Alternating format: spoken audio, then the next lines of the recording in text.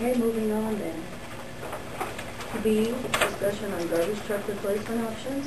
Adam's got some information about that.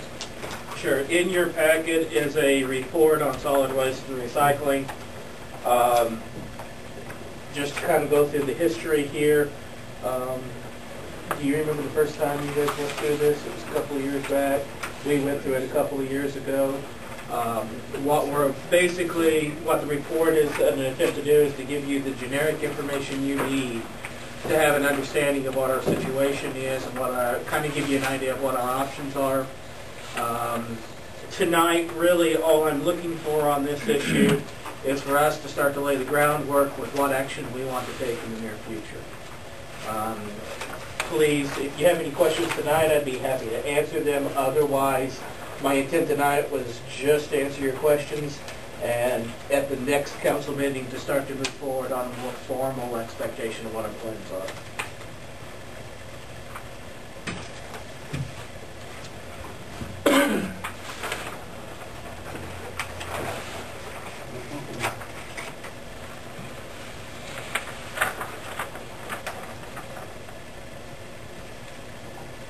Basically, we got two decisions. One is to consider contracting it out, or how are we going to buy a truck, right? For the most part. Yeah, for the most part.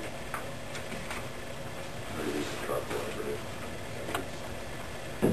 And then, of course, the secondary issue there is what changes would be made as a result of all of that.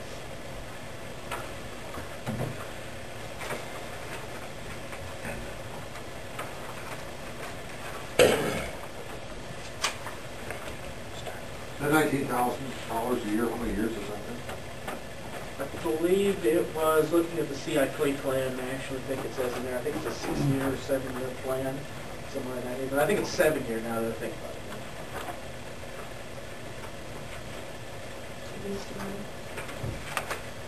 Yes, yes.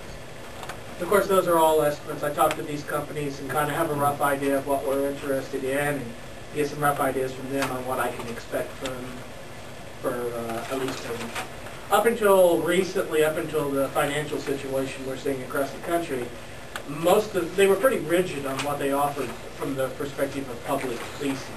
They tried to limit it to a 5-year lease. They've now, under the current financial situations, been much more willing to go beyond a 5-year plan. And, why, of course, you're going to increase a little bit of interest rate. It also softens the annual blow that is a result of that amount as well.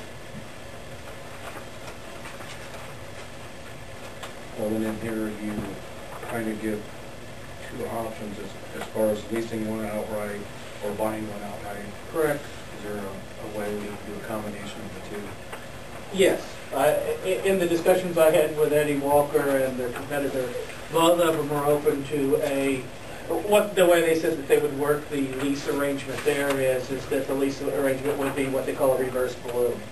You would basically agree that you're going to make a principal payment down on the principal of the product, and then the other portion, of course, you would then lease out over the period, a lease to buy. Now, they don't do it as a full outright lease. It's a lease to buy in those occasions.